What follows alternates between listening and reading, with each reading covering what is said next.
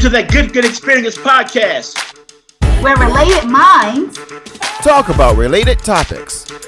And we all just happen to be related. Buckle up, this is going to be a good one. We've got that good experience podcast. Soft and warm, a quiet storm, quiet as when flowers talk at break of dawn, break of dawn. A power source of tender force, generating, radiating, turn me on, turn me on.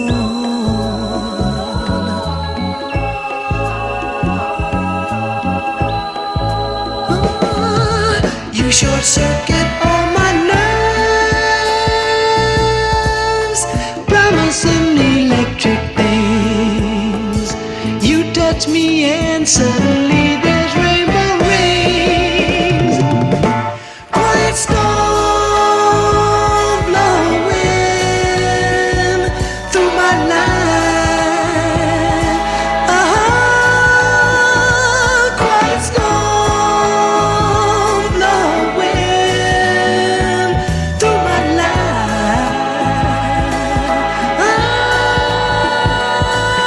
Blow, baby. And here we go once again for another time. It's that Good Experience podcast. I am Marcus Moses, and as always, this thing does not take off without my cousin co-host, Kimberly. What's going on, Kim?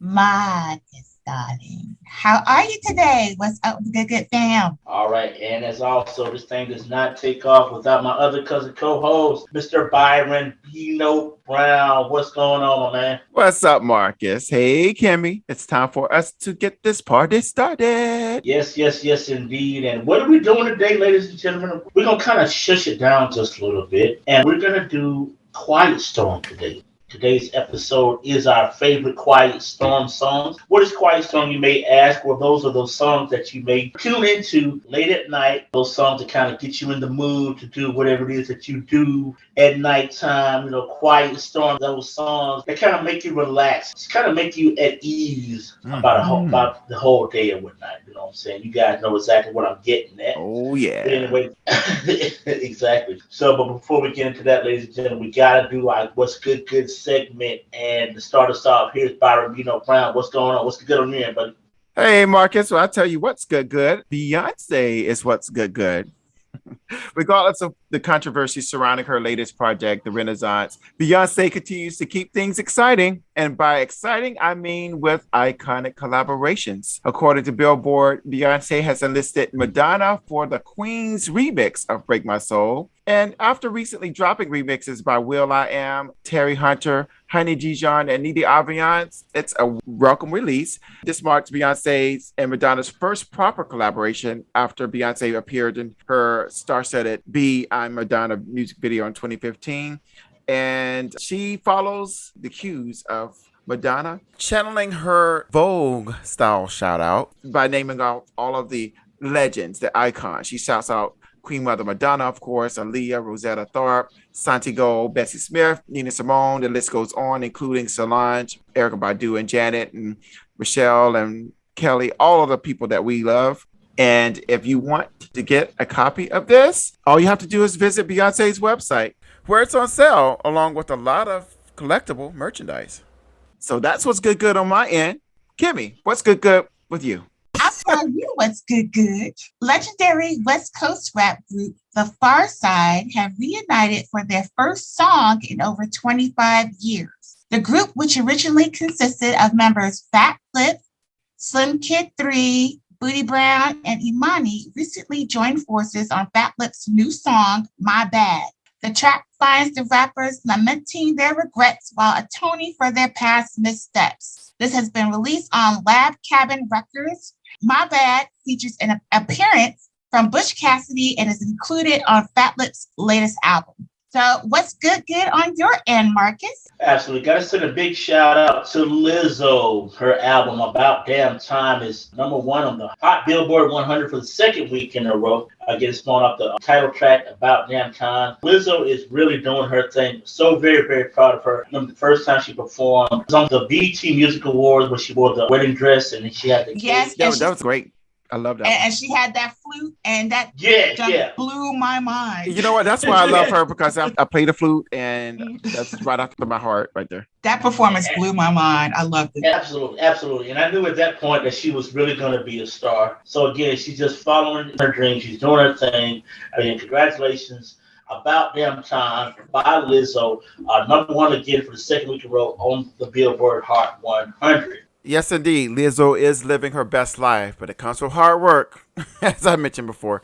Speaking of which, Kimmy, just to retrack back to Beyonce, I know during pre-production you mentioned something about Beyonce. But I just think everyone is coming for her. I don't know, just because they can, or I don't know what it is. It's like a we hate Beyonce thing. Well, and I'm not even a beehiver. Yeah. But it's like it's kind of weird. Honestly, I think how she went about the project, I think, is what's got people a little irritated, because she really didn't reach out to anybody. It's like they didn't do the proper channels right, didn't do the proper channels, and people are finding out as things. Yeah. It's like you take the action and ask for forgiveness, and it just comes across as kind of arrogant, because it's from the standpoint, oh, you should be happy you're on this project. At least from the standpoint of her fans, her stans, the Beehive. You know, that's the consistent comments that I keep seeing about the whole project. Oh, well, they should be happy they're included on the project. No. Mofo. No. Khalees was right. I mean, I understood why she was upset, but I'm happy that Beyonce did what she did and took the sample off altogether, even though it wasn't really that noticeable. But that album was full thing. If my thing was Khalees's thing was produced by, am I wrong? Produced by the same producer, which was Pharrell, right? Yeah. And that was his track to you.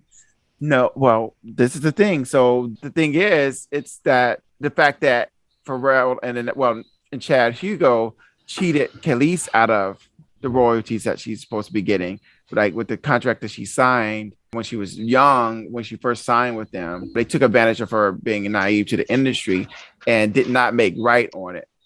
And as a result, that's why she was in uproar, because she wasn't getting anything from it. They was. And she was like, how dare you do that? And then her issue with Beyonce was the fact that they know each other, and Beyonce could have at least just had a conversation, which artists should be doing when they're using other artists' material. Out of courtesy, they should be reaching out and say, hey, I like this song. I was thinking about using it, with this project or whatever. I'm going to mention you as a collaborator, that type of thing. That's common courtesy. That goes without a doubt. And I just don't think that Beyonce follows that route. I guess that factors into my irritation with her. However, I would just say, at first, when I listened to the album, it put me to sleep. But then I did another listen. I need to listen to it in full, because Black is King was my favorite of her albums. But I'm going to listen with an open mind with this one. Yeah, I listened to it again. I like it. I don't dislike the album. I wouldn't even say I love it, but I like it. It's a bop. It's definitely a bop. Listening to it sonically, I'm like, oh my gosh, I'm recognizing the samples and all the stuff and all these songs and all the stuff referenced, and I don't see the people listed initially as being featured. But in the liner notes, if you read the liner notes, you'll see them all listed. So that's where I feel a certain. She has them listed in the liner notes, but they're not listed on their actual songs. Correct. Correct. Because there's a song with Grace Jones. So she's just like, oh, and I might have. She's actually on the song. She's actually singing on the song. So Grace Jones? Yeah, but she's not listed. I have to go back to look at it, but I don't see her being as a feature on it. And at first I thought it was a man, but no, it's featuring for Grace Jones and some other person. But needless to say, for her tribute to the culture of what house music comes from and all of that, I appreciate it. So I'm not going to beat her up over it. It should have happened years ago, but it's happened. So I'm good. All right, we can keep it rolling. So let's get it cracking, ladies and gentlemen, without further ado. This episode is entitled Quiet Storm and kind of give you an idea. So, Kim, where we start first? Well, one of my favorite radio stations was WBLS in New York. And every night around 7 or 8 was the Quiet Storm time. And this is what they played. Won't you please let me love you and get a release from this awful misery? What is all this talk about loving me, my sweet? I am not afraid, not anymore, not like before. Don't you understand me? Come on and please pull yourself together. Got to do it very soon. My heart's on fire. Come on and take me up. Be what you make me, my darling, my sweet. Oh, pretty baby, you make me feel so good. Let me take you by the hand. Come, let us visit out there in that new promised land. Yes, honey. This was Moody's Mood. And this original song was made in 1952 by Eddie Jefferson, whose melody is derived from an improvised solo by jazz saxophonist James Moody for the original song, I'm in the Mood for Love. Can you kind of hear how that could be, those two songs could be tied together? Yeah, absolutely. So, but then one of my favorite jazz artists, George Benson, got Patty Austin to accompany him with this 1980 release on his album, Give Me the Night. Absolutely. Such a great album. Great album. Absolutely. And absolutely. You can't talk about WBLS without mentioning the great and Quiet Storm, without mentioning the great Frankie Crocker. Mention this, Kim, that they played this WBLS. Frankie Crocker was the Quiet Storm DJ for WBLS 107.5 out of New York for many, many years. And this is a song that he would always play. It says that Crocker would light a candle and invite female listeners to enjoy a candlelight bath with him. Signed off each night.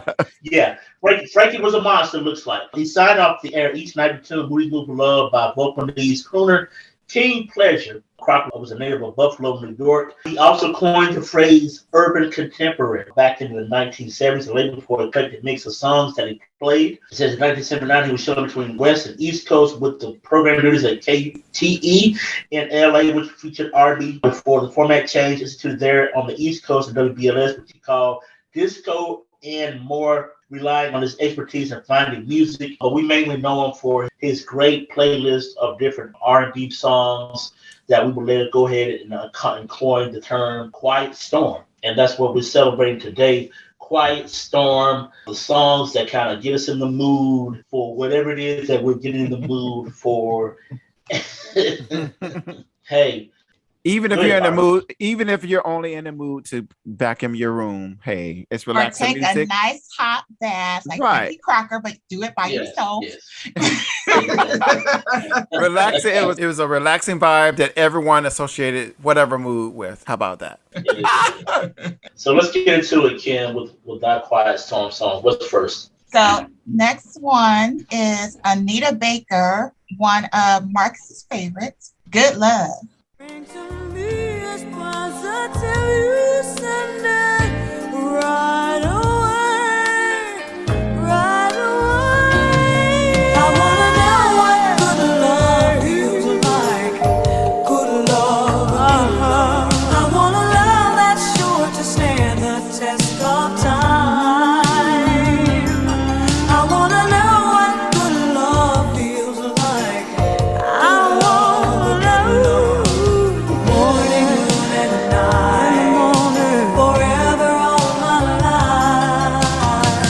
Good love, good love. Now I Nice. know. Do you guys know how hard it was to make this list and not put her on the list? I know. I was surprised you didn't put Anita Baker on the list. This is even the one that Marcus picked.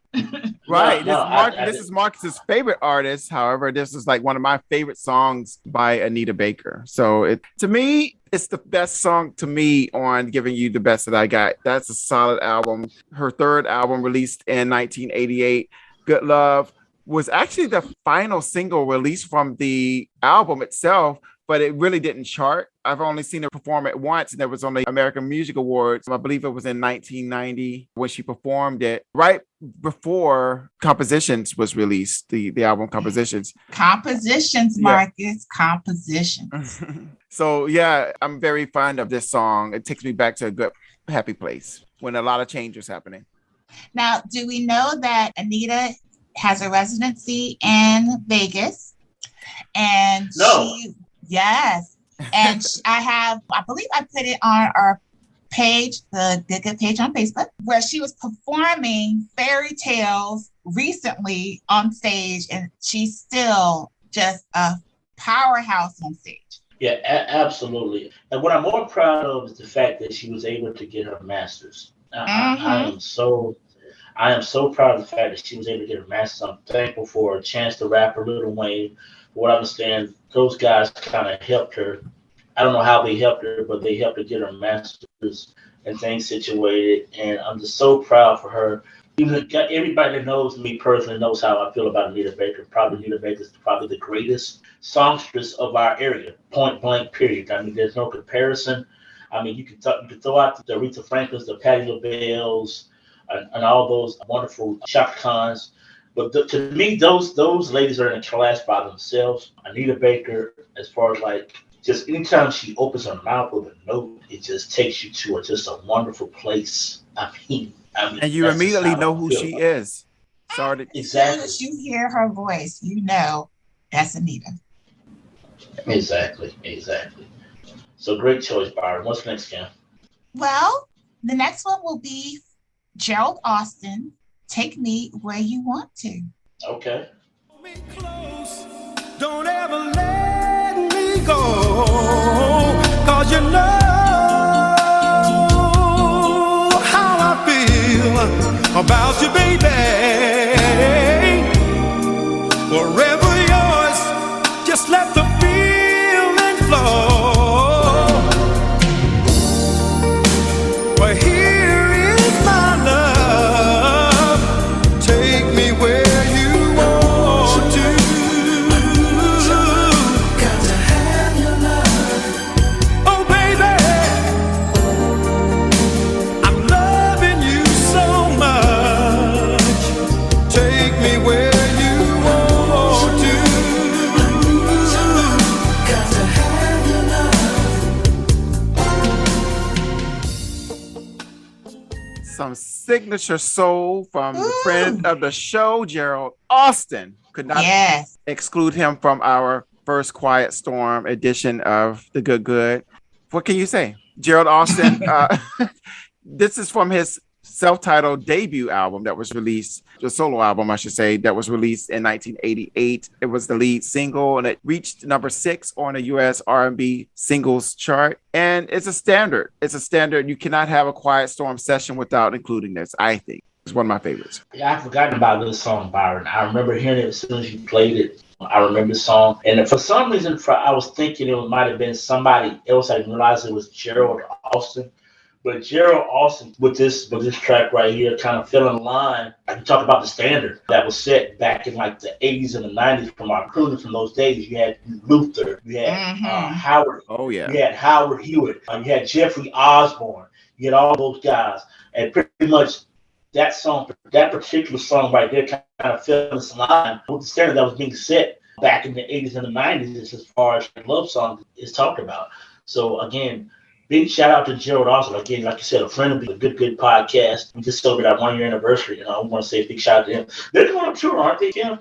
Are they going on a big tour in Asia or somewhere? That is correct. Gerald Austin, and I believe he lost a member of his band recently, but they found a new person to replace them and are now going on tour. So we hope to see him again soon, because he did say that he's going to come back. Oh, yeah. He just said, the door is open to you, Gerald. Come on back. Sophisticated soul at its best. Sophisticated soul. Absolutely. All right. Before we get to that, Donnie Simpson. What's next, Kim? Never forget. Never forget. So I wanted to stay in that mood. Once I heard the song, because I was originally about to play something else, but once I heard the song, I said, this is reminiscent of another song that we have on our list. So let's play The Whispers, In the Mood.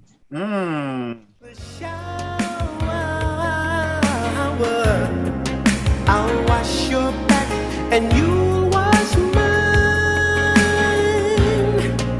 Please stay for one more hour. I just want to make sweet love to you and feel you one more time. This is what I do. This is what I do. Get you in the mood. Baby, I do.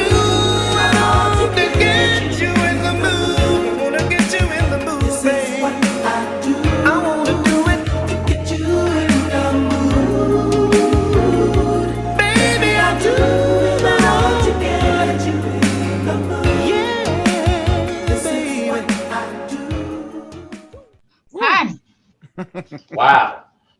Top shelf.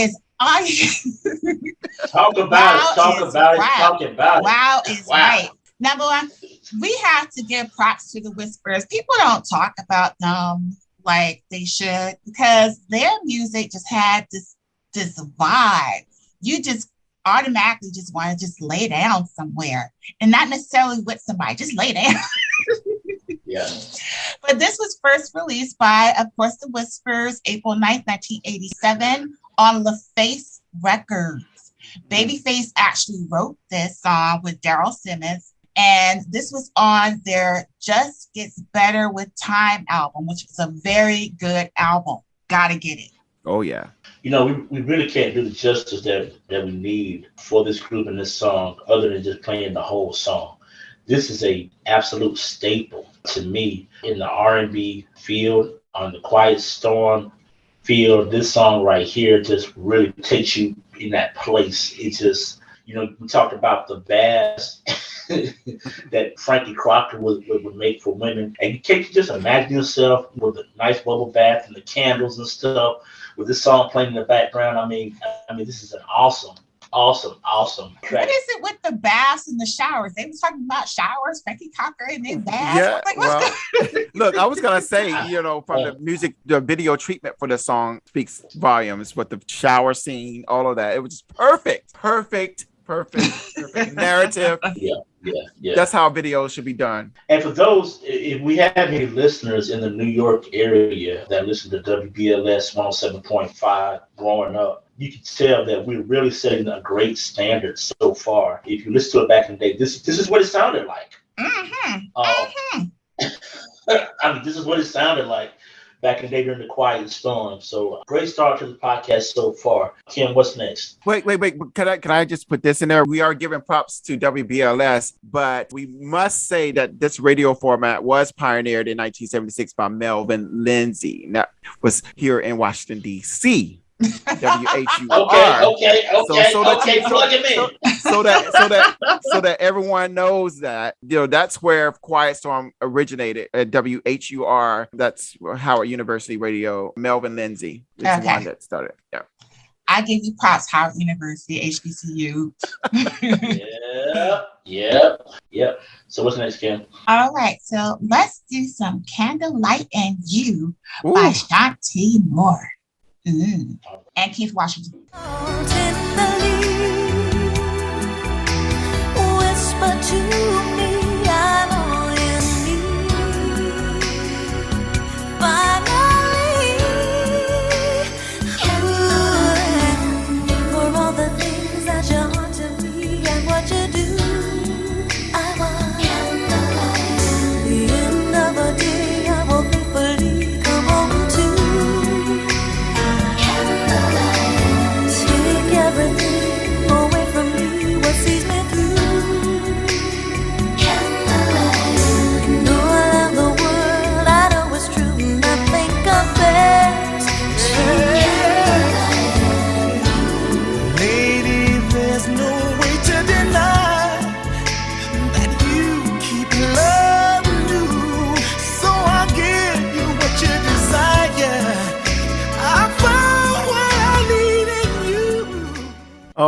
OMG. Yes. That's what you call top shelf right there too. It's up on Top that shelf. shelf. Yes. Oh my gosh. Shantae Moore, Candlelighting You, her duet with Keith Washington, which appears on her debut album Precious, which was released in 1992. A solid album, great collection of songs. This song actually first appeared on the soundtrack for The House Party 2, which was released in 1991, the movie starring Kid and Play. But that being said, it was never released as an official single. But those who know great music, and with the rollout that Shantae Moore received for her debut album, everyone immediately recognized this, and it was immediately pulled into the ranks for Quiet Storm airplay. So big shouts to Shantae Moore, Keith Washington. The song was a banger. Say no more. Really was. It really was. And then we talked about before the podcast, how Keith Washington and Shantae Moore had so much success in the early 90s. This was not their only track that they had. As a matter of fact, we've got another one. Cam, you want to play for us?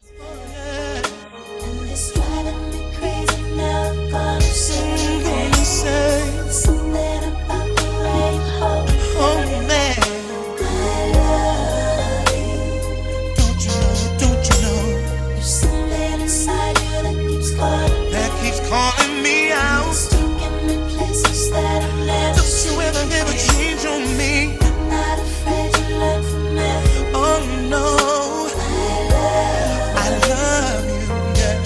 Yeah. I never contemplated. That's why it feels so right. A heaven sent love, a match made for two.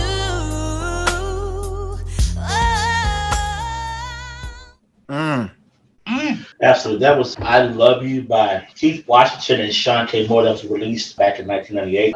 Keith Washington's album, KW, a fixture, again, as far as like Quiet Storm songs is concerned. The combination between Keith Washington and Shantae Moore can't be denied. Shantae Moore kind of had the better, I guess you could say, the more successful career. But however, Keith Washington, his voice could not be denied. He was a fixture in the early 90s. Now, Kim, now what do you think? Now, do you agree with that statement, or do you believe? You must have saw my face. I'm like, I did, yeah. But when you think about it, I think Shantae Moore was out there more than Keith Washington. I don't know what happened when it came to Keith Washington and his albums, because he was a force. Like we were talking about before, Kissing You, that's one of the songs that comes to my head when it comes to Quiet Storm. And that was Keith Washington just blew up. Plus the song from Boomerang. What song was that? But anyway. He had a song on Boomerang? Yes, he did. But I can't remember it right now. But yeah. So, but I don't know why he hasn't been out there. Does he still tour? Yeah, I think he's still making appearances here and there. I don't know about like an actual tour. I know a few years ago he was interviewed on one of my radio affiliates, and he's still active doing performances here and there. But I don't know about a full tour or anything like that. The name of the song was Tonight Is Right. Yes, that's it. Tonight Is Right. Now, did you guys think what I thought when you first saw Keith Washington? You thought he was Denzel's brother. Did y'all think that? No, not at all. Not even a little bit. No, but he's very debonair. He's very debonair, so he still looks the same, believe it or not. So black don't crack. Black don't crack. Unless you smoke it. Ha! Got that right. Ooh, yeah. Wee. That's the truth. Unless you smoke it. Look, Mom, I just lost a tooth. Yeah. So big shout out to Keith Washington and Shantae Moore on all the success, to their contribution to Quiet Storm. Question for you guys. Quiet Storm. I have a question. So as we were talking about the genre of Summer Breeze, Quiet Storm, would you say that Keith Washington and Shantae Moore are actually peers in that realm because of the style of music that they started out with, that they had the most success with? Even though I know Shantae Moore, she's expanded her sound a little bit, but she's found her best success in doing this Quiet Storm, Summer Breeze type of music. What would you say? I would say so. Go ahead, Kim. Go ahead. No. Finish your thought. No. I mean, I mean, the evidence is there. I mean, you got this one, you got Candlelight in you got a couple of other ones. It just seemed like they just had the right formula at the time to make this type of music. I mean, their voices kind of like gelled. To me, they did. This is just my opinion. Their voices gelled, and I just think they had the right formula at the time to make the type of music. So I would say, yeah, they were definitely peers as far as like the slow, quiet storm music is concerned. I mean, The Marvin Gaye and Tammy Terrell of Quiet Storm. I, yeah, I wouldn't say that. I would go that far. I wouldn't go that far. You know, as a matter of fact, you know who I feel is the Marvin Gaye and Tammy Terrell of Quiet Storm? Roberta Flack and Donny Hathaway. No, Renee and Angela. Want to hear it? Here we go. I like how you did that. I know, right? You don't have to cry. Oh, no. I'll pull you through these times and help you hold on. Baby, dry your eyes. Be strong. I can pull you through these times and help you hold on.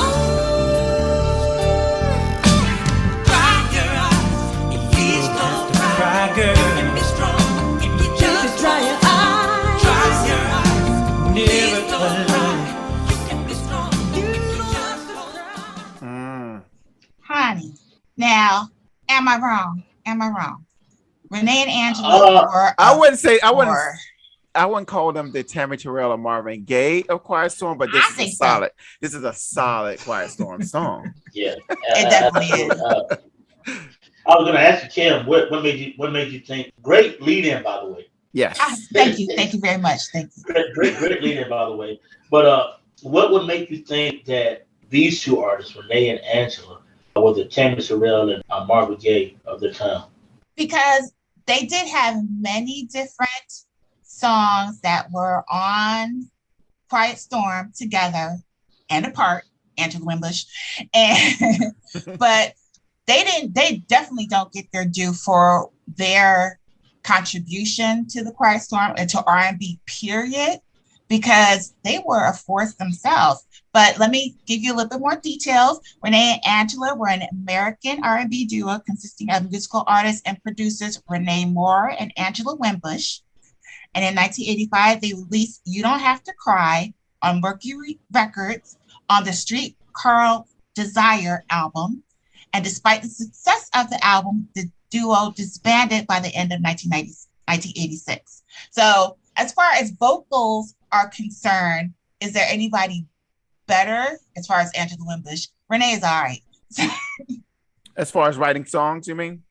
As far as vocals. She's definitely influenced, and you can always tell songs that she has either written or produced. They always have like that certain sound, which actually goes to show you the amount of input she had as part of the duo, because her sound is solid across all of their releases. I mean, it's consistent even after the group had broken up.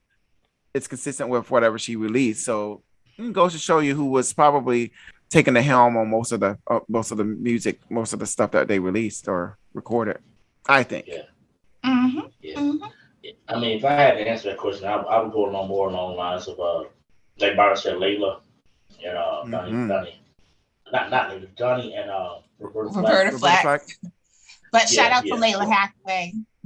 Which had a lot of success with a lot of music produced by Angela Winbush. So that's it's all one big circle. Everybody's kind of like tied into each other. So yeah. So what's next, Cam? So we have one of Byron's favorites, the Manhattan Transfer. Ooh. So You Say.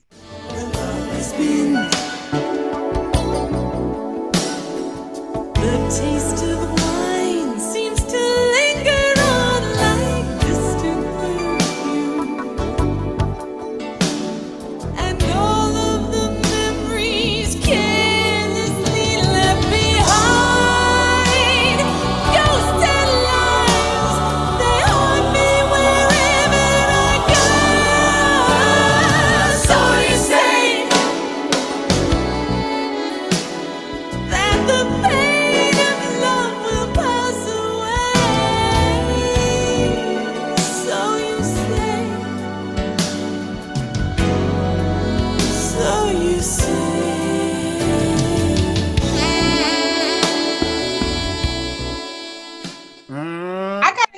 props, Byron. I forgot about that song. You know, I gotta dig. I Gotta know. dig I deep. forgot all about that. I was like, I don't And I, remember this until she said, so you say. I was like, wait a minute, I remember that. and I had never heard it at all, but it's just a perfect fit to what we got going on right here. I mean, it just really is. It just fits perfectly. Well, thank you. Yeah. You see what I'm doing? I see what you're doing. Thank Pat you. yourself. Pat it. Go ahead, pat it.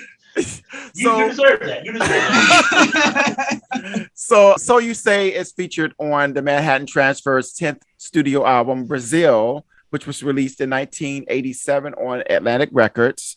The album was a new foray for the group into Brazilian music. And during the recording sessions, they worked with many songwriters, including Ivan Lins, Milton Nascimento, Djavan, and Atlantic Records jazz recording artist Gilbert Gill. Now, this song, So You Say, was released as a single because I remember seeing the video on Midnight Love on BET. Midnight Love. Yep. That was Okay. BET's Quiet Storm, if you all can recall. This album went on to win a Grammy Award for Best Pop Performance by a Duo or Group with Vocals. However, this single really did not chart, but it was a mainstay on Quiet Storm formats. They need to do like a BET vintage channel where they just have all the video shows that they had, good ones rather. You would think BT Plus would have those things, but it They seems should. Seems like Tyler Perry has he has some type of ownership in I BT think Plus. he I don't might. know exactly. He might. He has a So I contract. think He has a got- contract that's about to be over, actually.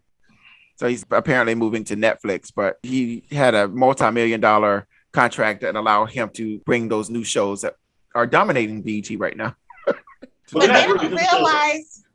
realize how if they were to put like Midnight Soul, Video Soul, Video vibrations. Video Vibrations, just put it on BET Plus, we would watch that. Oh my God. I would love Even it. hits from the streets. Mhm. I What was don't know. the, I don't know what about was the that one. naked one? What was the Move naked five. one? Move, fi, move, milk it. That was hits. That was the You always. stupid. You stupid. Yeah. What was the naked one called? Oh, was not After Dark. Was it It was something. I know that. Uncut. Uncut? Yeah. Uncut. Yeah. Yeah. They don't Yeah, have that to bring that one back. Yeah, they No, the signatures would No, be. honestly, for money purposes, they could put that on there. Some people probably would. Well, I mean that's pretty much what's out right now. I mean Yeah, that's honestly. the content that's been pushed. But if they were to bring back video, so like you said, Midnight Love definitely, and Video Vibrations, breaking like all of the artists outside of that may fall outside of the R&B realm, but they're still Black artists making music. Everybody will get some shine. Exactly. I mean, just watching all those old videos back in the day, that would be so cool. I miss simplicity, y'all. I know. Can we just get some simplicity? We want music, television. We want to sit, come on now. And actual videos that meant Actual something, videos. where they had with the storyline and stuff. But it's just like you said, Byron. It's just too simple. Everything has to be complex nowadays. But anyway, that's neither here nor there. What's next, Kim? So even though Marcus decided not to put his favorite artist on his list, mine definitely was on mine. All right. This is If I Was Your Girlfriend by the love of my life. Of course. If I was your girlfriend, would you remember? You tell me all of the things you forgot when I was your man. Hey, when I was your man. If I was your best friend, would you let me take care of you and do all the things that only a best friend can? Only best friends can.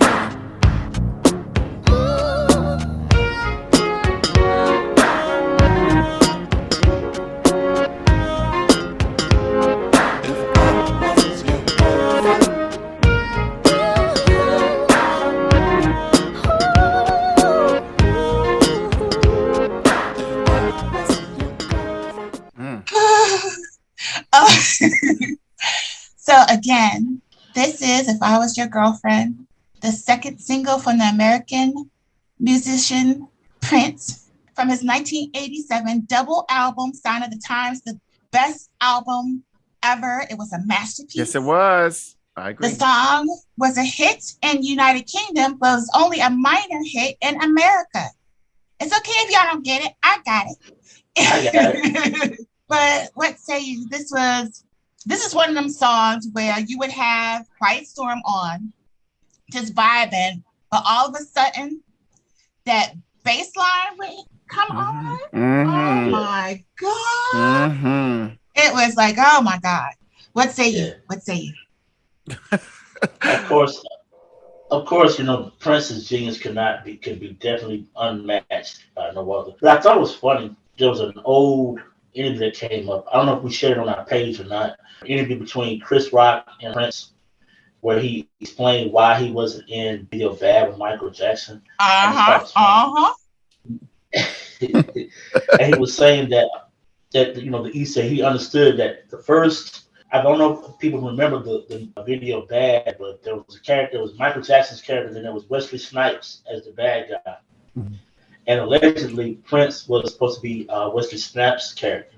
Mm-hmm. And he was saying that the first line was "Your bud is mine." Mm-hmm. In the song, like, you know, exactly. It was supposed to be a duet between them, a duet, right? And right, but it couldn't happen because they knew that there was no way. They were two bigger than life figures, and there's no way it was too that was gonna work.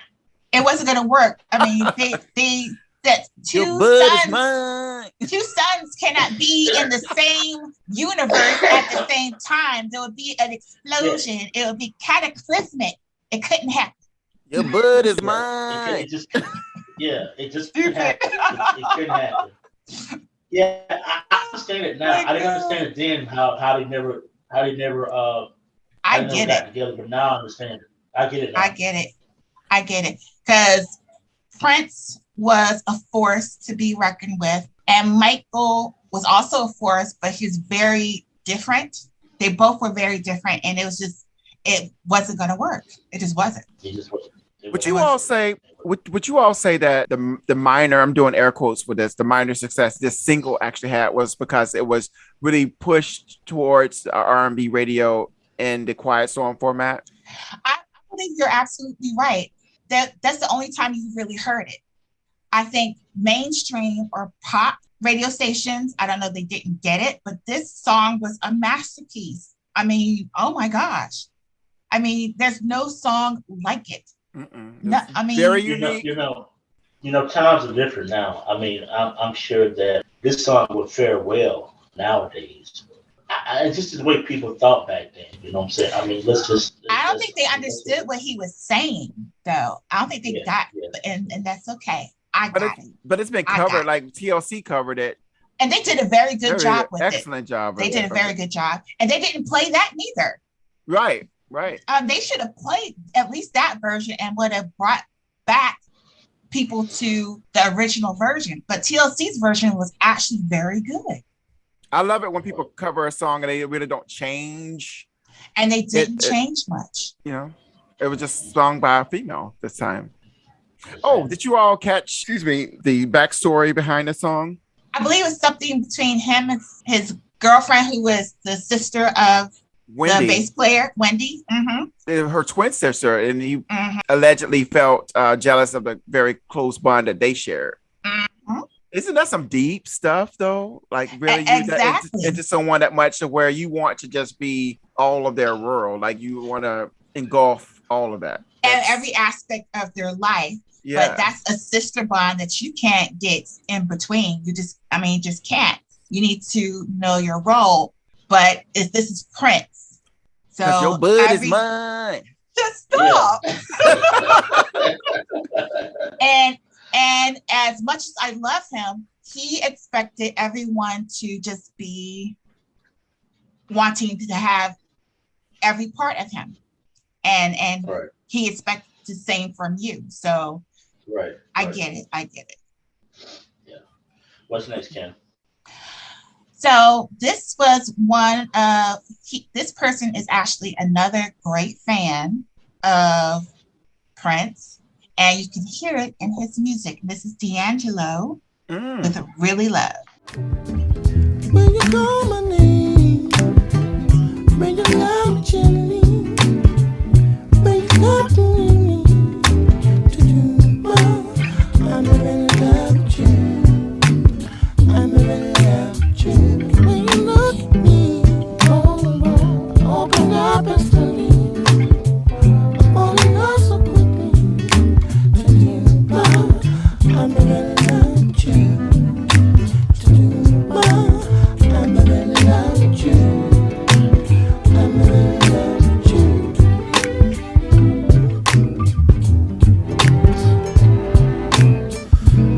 All night, beside you, lady. I love you deep when you come to me. To do more, I'm really love with you. And tell me you don't hear it. Of Oh course. God. When anyone Oh. sings in falsetto like that, that's channeling Prince. It immediately, always. But he does a very good job with it. And not only that, to listen to the Spanish guitar, the bass, all the instruments that present themselves in the song. D'Angelo really did his thing. Let me get to the tidbit. Then it was Really Loved by D'Angelo from his 2014 album Black Messiah. It contains a sample of We the People Who Are Darker Than Blue by Curtis Mayfield. This song hit number 43 on the Hot R&B and Hip Hop charts. Was nominated for a Record of the Year by the Grammys in 2016. The song speaks for itself. It speaks to his genius, his expertise, and he's just doing his thing in this one. And but before that, let me go back real quick. This was actually a big shout out to my wife. This was her pick. All right. Great pick, girl. Yeah. Great pick. Big shout out to my wife Shamika. She actually picked this one and another one that we'll get into later. But she actually picked this song. She thought this would be a good vibe for us on this particular episode, and I couldn't think of a better song for her to pick. Again, D'Angelo really did his thing on this one. Didn't meet the success that he had earlier with Brown Sugar and all those songs, but however, still solid for that particular time. That album was exceptional. That album was his masterpiece, but like you said, people didn't get it. You said he got nominated for a Grammy, but he didn't win. And I think a lot of people may have been thrown off because it was D'Angelo and the Vanguard. That's the band that he had put together, even though D'Angelo probably paid all of the instruments for the recording session. I think that probably factored into how well or how it did not perform, but it's solid. Like Kim said, it's a solid release. I loved it. And just to piggyback or go back to Prince, one of the members of the Vanguard was actually Jesse Johnson from the time, who was produced by Prince. Right? Jesse Johnson Review. Yes, he was the guitar player in the pink. He had on a pink. I know exactly what he had on. Yeah, pink is pink I know suit. pink is always his color. He had on a pink suit. So yeah, Jesse Johnson was the guitar player. Okay. All right. All right. Nice tidbit there, Kim. Yeah. Look, Kim is dropping the gems. Yes, Right, he but is. Playing Yes, he with is. me and my Prince and my music Ain't mad. stuff. We ain't mad at you. What's next though? All right. Next up is Van Hunt, Down Here in Hell. Talk about Prince influence. What would I do if we were perfect? Where would I go for disappointment? Words without hate would leave me nothing left to say. And I think of saving myself, but with nothing to complain about up in heaven. What would I do? I think of saving myself, but I really want to work it out down here in hell. Wow. That did have that vibe, huh? Yeah, Van Hunt to me is another one that's influenced by Prince. If you've ever seen him live, you would understand as well. But this is taken from his self-titled debut album that was released in 2004 on Capitol Records. It was actually the second single release. The first single on the album was Seconds of Pleasure. That was the very first one that you heard circulating around the more adult R&B radio stations. But for some reason, Down Here in Hell with You, it's the one that really just registered with me immediately. I connected with this and I love the groove. And to see him perform this live, it takes on a whole nother level. Just takes you away with the guitars and can't say any more about it. And that guitar riff was very reminiscent of Prince. I can hear it. I can hear it. Yeah. And I had never heard the song until now, but it definitely fits the mold that we're trying to set here. Van Hunt. Now, are they R&B artists? What type of genre? Yeah, Van Hunt. This is Halle Berry's current boyfriend, by the way. They got married, husband. Oh, they are married now. Okay. Mm-hmm. I know they've been linked up for years, but yeah, he's an artist, and he falls. I think just like how Prince was pushing envelopes and dipping in and out of R&B and rock genres, Van Hunt follows that same vein because his stuff is heavy, has a heavy rock influence. The albums that followed were more alternative, like Lenny Kravitz. So Van Hunt, Lenny Kravitz, they would be in around the same vein, you know. Gotcha. Okay. Yeah, great pick, Byron. Great pick, Byron. Thank you. Yeah. So what's next? All right. So next up, we will play It Would Be You by Johnny Gill. Woman, if you ever took your love away, I can truly say I die right here today. Don't give me the world. I just want my girl. If I could have anything, I put it on everything. That it would be you. It would be you. Yeah. I just want you. All I want is you. If I could have anything, I put it on everything. Oh, Lord, that it would be you. So it would be you. I just want you.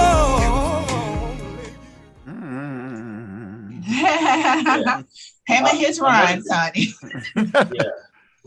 Another shout out to my wife Shamika. This was her pick as well. She picked two of these songs. This one. I knew it. I was going to ask you, Marcus, what made you pick this particular one? I didn't pick it. Right. That was going to be my question, but thank you for clarifying that. It's great. Absolutely. You know, I mentioned my wife a couple of times, but I mean, she's so shy, but she knows music. I mean, just as well as all of us. Mm-hmm. You know, she knows it. She really does. But that's neither here nor there. This is from Johnny Gill. It Would Be You by Johnny Gill from 2011 album, Still Winning. The actual album itself peaked at number 17. It hit the Billboard 200 R&B charts. It hit number 4. And this particular song did not chart. The album included the song In the Mood, which had a little bit more success to it. But this album is just a testament to Johnny Gill and his longevity. We all know about the success with New Edition. But he has had a hell of an R&B career himself, not just with LSG, but as a solo artist. And so he's still doing his thing today. You always see something new coming with Johnny Gill. If it's just him or one of the members of New Edition. Mm-hmm. You'll always see Johnny Gill every year, every other year coming out with some type of new material. Mm-hmm. And this is just part of his catalog. So big shout out to him. I would say this about Johnny Gill. I'm happy that he is definitely enjoying a long, fruitful career. And he's consistent. Like you were saying, he's very consistent, whether it's solo with New Edition or LSG. We haven't talked about his collaborations with Gerald Levert and Keith Sweat. LSG they did have one of those songs. That was notable, right? And they were definitely Quiet Storm. And they were on this album too. They had a song Long, Long Time on this album. Well, actually, Eddie Levert stood in for the late, great Gerald Levert on that song. So, yeah, we cannot ever leave Johnny Gill out of a Quiet Storm session, ever. Honestly, when I think of Quiet Storm, the Johnny Gill song that comes to mind is There You Go. There You Go. Exactly. Again, we have mentioned the Boomerang soundtrack. And mine is My, because that's to be like that's top shelf right there too. So that's why I was going to ask you. I said, Marcus, I said, what made you choose this particular song with those gems, but you didn't choose this? I would love to hear Shamika. I would love to hear her reasonings behind it. So you need to bring her on the show. Now, ladies and gentlemen, this is the second song that my wife picked. She picked this one by Johnny Gill, It Would Be You. And she also picked Really Love by D'Angelo. Now, for those who want to know the reason behind why she picked those songs, well, here's her reason right here. Now, tell us what about those songs that you like that made you select those? I like them. And what else? I just like the songs a lot. They remind you of us? Yeah. You're a Johnny Gill fan? Yes, I'm a big Johnny Gill fan. And there you go. So, but guys, just I'm gonna say, if it was me, you know, the song that I would have picked, I still would have picked Johnny Gill, but I would have picked the song Quiet Time. Oh, good one. I can remember that one. Yeah, you've heard it. Trust me. Trust me, you've heard Quiet Time. Yeah, you've heard Quiet Time. Yeah. That would have been my pick. Okay, But Marcus. That would have been my pick. But here you go. But what's next? Right in. So next up is another artist that does not get her props like she should. Because back in the day, you heard Karen White all the time. And here you go with Love Side. Oh boy, my boy. I'm so glad that I found your love. Love so sweet. Love so changing my heart. You brought me so much joy. Love so sweet. Love so the hopes of a girl and a boy.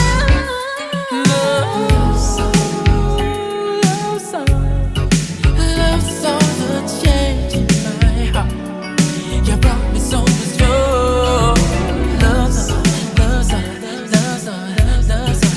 Love so the hopes of a girl and a boy. Ooh, Now- good one. Ooh, another debut album track for an artist. Karen White's debut album, self-titled, released in 1988. Love Saw It was the third single released from this album. It was released actually in 1989, February 27th, 1989. And actually, believe it or not, did not perform as well as her previous or all of the other singles, The Way That You Love Me, Superwoman, and Secret Rendezvous, which came after Love Saw It. And I think because it was probably pushed on through the channels of Quiet Storm, Black Radio, or whatever. That's probably why, because it did not chart at all on the pop charts. All the other singles did. But I know this was on heavy rotation on V103 in Atlanta. We heard that all the time during the Quiet Storm show. I heard it too. I mean, it makes sense to what you were saying, that she had so many hits, especially from that album. They would push one. They will push one out, and I guess they really didn't pay attention to how well it did or it didn't do. But they would push another one. I remember on Secret Rendezvous that did a hell of a lot better than this one. No shade trying to be thrown. I mean, Karen White was a very solid artist during her time. She did her thing. But I do remember the song. But I remember the song, but I don't remember, this particular song getting the push that some of the others did. Okay, Cam, what you think of it? I like it. The shade. No, I love Karen White. Karen White and Babyface was a match made in heaven. Being that this is another duet, do they have a better sound than Renee and Angela, though? No, but does Renee and Angela have a better sound than Keith Washington and Shantae Moore? I think they all fit. This was a vibe. This was a right vibe at that time. I remember this was like what I expected to hear whenever the slow music was playing. Quiet Storm was playing. So, and it still is when it comes on. It takes me back to the mindset I was in 1989 when it was out. It's an amazing song to me. LA and Babyface did their thing with this song. It's so interesting how she was married to Terry Lewis. Terry Lewis, yeah. Terry Lewis from Jimmy Jam and Terry Lewis. From Jimmy Jam and Terry Lewis, yeah. Who are two great producers who I always kind of compare with LaFace Records. So, and it's so interesting how she does a song with Babyface, but she's married to Terry Lewis. Yep. But stay tuned because we do have the Flight Time and LaFace sessions coming up. So Yes. Hey, wait a minute, time out. She was married to Terry Lewis as well. I'm thinking about the girl from In Vogue. Was she married to him? no, not that I would I don't recall. never heard that.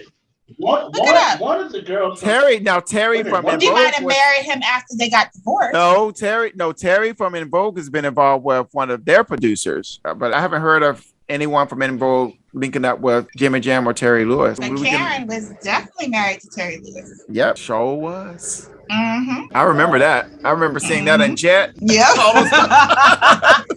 BTS. Yep. You guys are right. She was married to Denzel Foster. I don't know whoever that is. But there's Terry Lewis is nowhere involved. I could have sworn for some reason Terry Ellis was married. You just heard the name Terry and just associated that. Terry, yeah. I get excited with the name Terry, yeah. What's next, Kim? So one great artist who's still doing it today, Kim with Love Calls. Ooh. There's nowhere to hide. When love's calling your name from the dark, babe. Nowhere to run, girl. There's nowhere to hide. Yeah, so let love have its way, girl. Put your heart, babe. Love calls. There's nowhere to hide. Yeah, when love is calling your name, you fall apart, baby. Need love to get nowhere to hide, nowhere to run. When love is on its way, girl, to your heart, baby. When love calls, love calls. Love it. Why he reminds me of Al Jarreau. Because his voice changes so much within a segment. You think it's going to be soft, and then it's burping, and then it's eowing and awing. And Al Jarreau used to do the same thing. But I've not heard him scat. I haven't heard Kim really scat yet. He tried to a little bit in that. I know he tries to. He does some. He tries to a little bit. I know he can scat. I know he can. It's like you said. Well, I guess it did be do, but do that part. Well, let me do this, guys. That was Love Calls by the artist Kim from the 2003 album Chemistry, which peaked at number 25 on the R&B charts. And, I think it's safe to say Kim is probably one of the most underrated R&B singers of his time. This guy is just so talented. He puts out such great music. And I think it's the perfect Chemistry. Hey, that's his album. That's what it's from. Chemistry is probably one of the top 15 albums, R&B albums of all time. There it is. I said it. I would agree because he took that baton and he's been running with that baton ever since. At least for the 2000s, it's 22. He's been out since the early 2000s. Yeah, if you want to get critical about it, he's remained within the Quiet Storm vein, that sophisticated soul vein consistently. Yeah. I think it's 2002. Was it 2002 that he debuted? What year was it? 2003. Okay. Yeah, and like I said, he has been consistent over the years. And I think he's quietly gotten the recognition he deserved. I think he has. Kim is just a fixture in the R&B community, a fixture in the Quiet Storm genre. He has really done his thing. Everything Kim puts out, you can just vibe to it. And I believe he has some new music recently. Kim is always he's always putting out great music. He has a single out now, kind of like a boppy little single, which is different for him. I want to say, is it Rick Ross or is it with Wiz Khalifa? I can't remember. I think it's Rick Ross. Yeah, I think I heard it. Yeah, it's a nice little bop for the summer. Yeah, it's definitely a big shout out to Kim. There was no way we could do the Quiet Storm without involving Kim in some shape, form, or fashion. No pun on you, Kim. But speaking of that, his voice it's like a shapeshifter. He has so many different sounds to his voice. So I will say he is the new Al Jarreau to me. Hey, there you go. We'll take it. heard it here. What's next? So we cannot do A Quiet Storm without some Frankie Beverly and Maze. So here is some Can't Get Over You by Frankie Beverly and Maze. I can enjoy this one. Yes. I try to lose myself in song, but the tides are much too strong.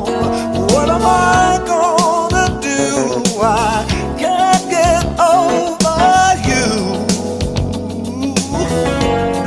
It makes me feel so bad, messing up the love we had. That one thing I know, I will always love you so. Love you.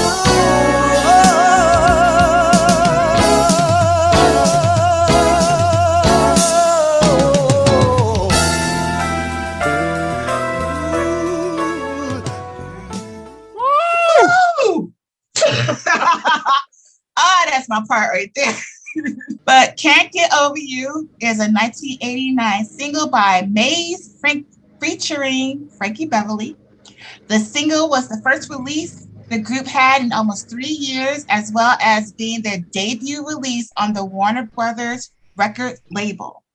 Can't Get Over You was the group's second and final number one on the Hot Black Singles charts. That album right there, the title cut alone, which is a tribute to Marvin Gaye.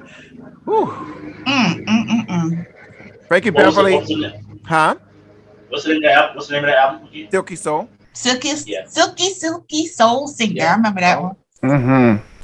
Yeah, every time I hear this, I think of Frankie Beverly just standing up there with the cap on. That was his signature look, and just tuning this out. Perfect song for Quiet Storm. You know what bothers me? Let me tell you something that I remember that hurt me to my heart. They did a Lifetime Achievement Award for, I think it's Frankie Beverly made. I want to say the BET Awards did. The BET Awards, I think they gave Frankie Beverly a Lifetime Achievement Award, and he tried to sing some of the songs, but he just couldn't because his voice wouldn't let him. And that just really tore me up because his voice is just so. It was so mellow, smooth. Just so mellow, man. He's just all of the tracks by Frankie Beverly and Maze, and just those tracks, man. Just kind of vibe out to and just do. Oh man. But think about it, Marcus. I just hate that we can't. Think about this though. They have been touring non-stop since the 80s. They're a touring band, and so I would not be surprised that his voice is probably not necessarily where it needs to be now, because and he's older now, so right. But I feel you that that is a kind of a letdown when you're expected to hear that golden voice of his. Golden time of day. Ooh yeah. But on that album, Frankie Beverly wrote every song. Yeah, I can believe that. He's just that talented. He's just that type of guy. So I can definitely believe that. So what's next, Kim? So this is our last song. This was a good episode, y'all. But this is going to be Jodeci, Stay. All right.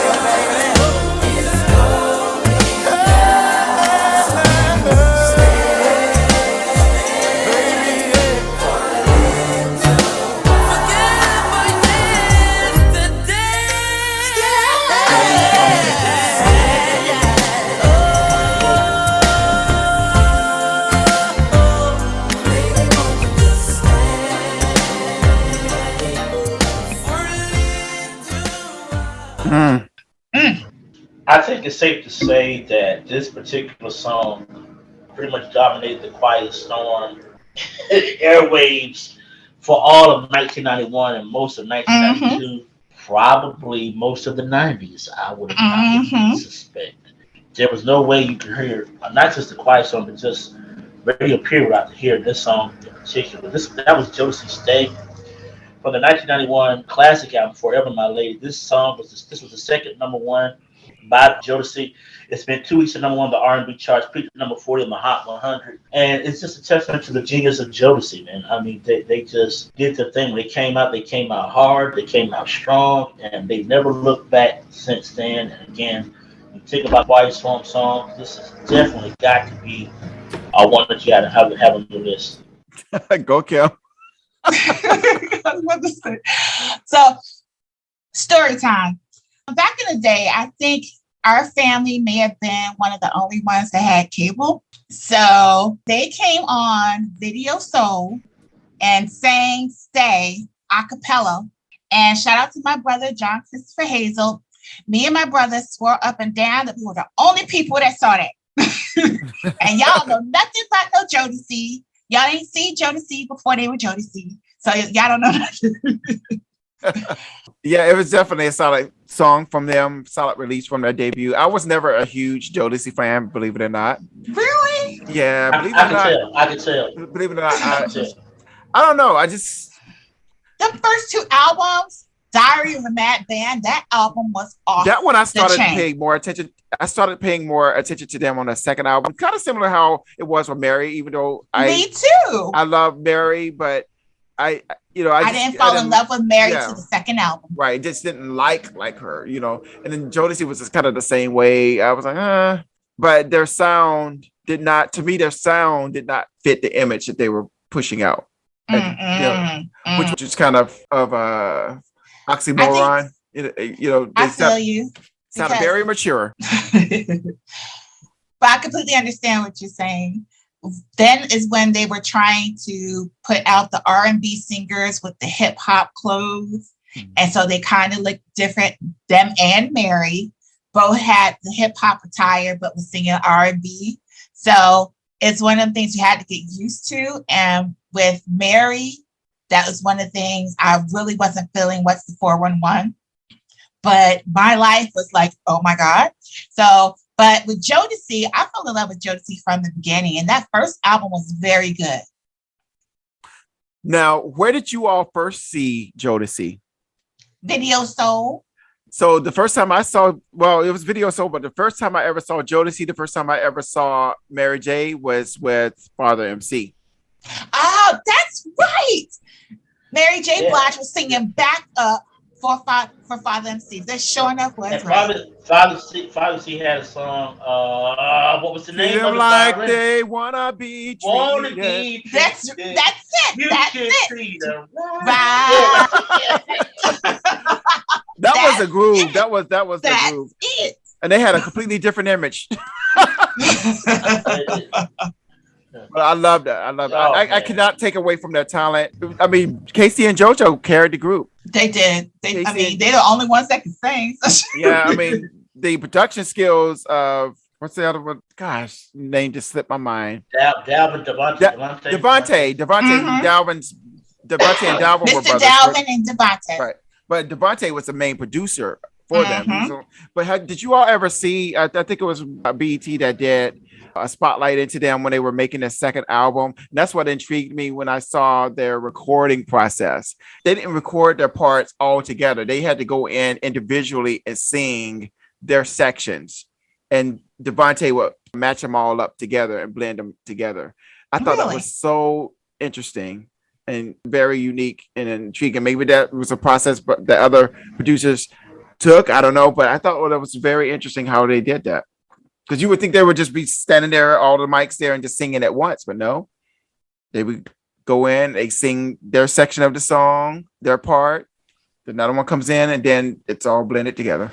I think there's a reason behind that. Because I think if you have everyone all in the same studio trying to sing together, it doesn't come out as clean as if the producer actually cuts it up and puts it together himself.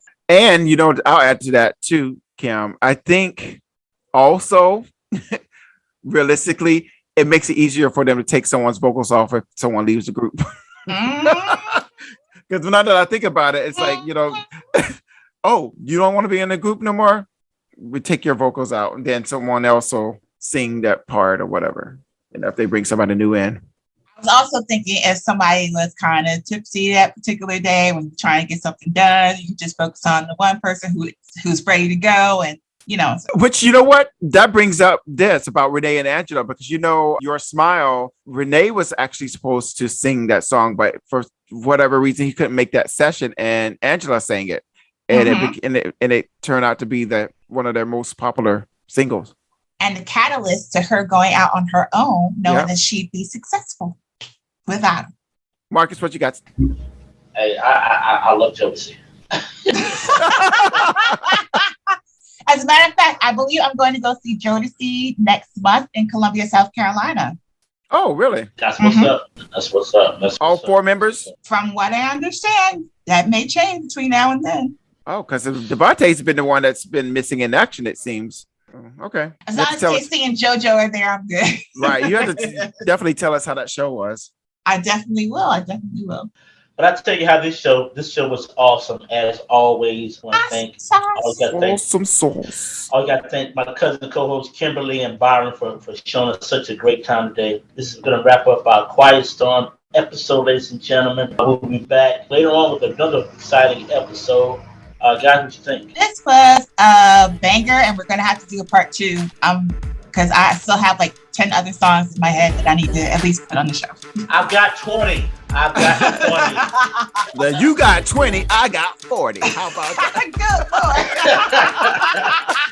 Lord. I love this episode. I feel so relaxed. Not to say that after during our shows, I never feel relaxed, but I just feel so zen-fied right now. Exactly. So cool. Exactly. Taking me down memory lane. So stay tuned for part 2 of the Quiet Storm, because it's coming. Mm-hmm. Absolutely. Until next time, ladies and gentlemen, don't just be good, but be good to each other. Thank you. Until next time. Bye, good family. Peace.